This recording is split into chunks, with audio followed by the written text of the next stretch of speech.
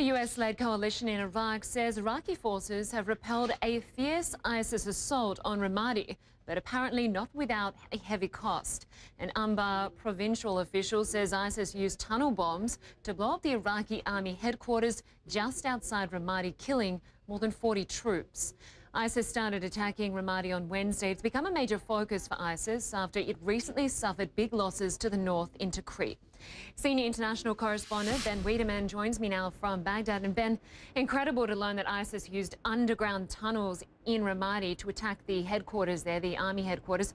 What can you tell us about that assault?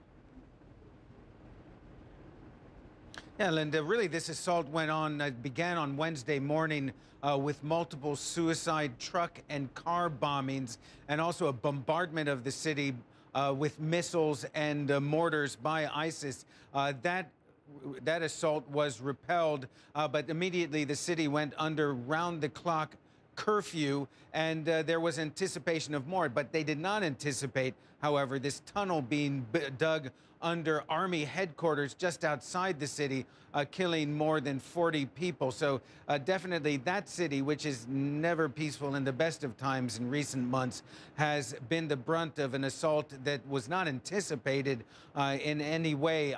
ISIS has gained ground in Anbar province. It's the biggest province in Iraq, but certainly Ramadi has not been the brunt of this much violence by ISIS in quite some time. Lynda?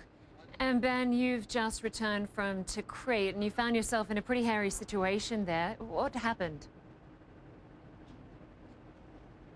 Now, what happened is we went to a hospital to the south of the city called Dijla Hospital. As we drove up, we saw that staff were mopping up blood from the entrance. We went inside and we saw that there was a man being worked on by about 3 or 4 doctors. He had been shot in the head, in the chest, and in the leg. He was clearly in very bad condition by the looks of it. Now, we videotaped it as the doctors were trying to save his life. They moved him to another room where they tried to pump air into his lungs. They gave him CPR, but he died. But apparently, the fact that we were recording the final moments of a fighter who actually nobody seemed to know his name did anger some of the militiamen in the area. As a result, they came up to us, guns drawn, demanding that we hand over the cameras or else. After long negotiations with them, we eventually were allowed to leave the premises unscathed, but not before we had to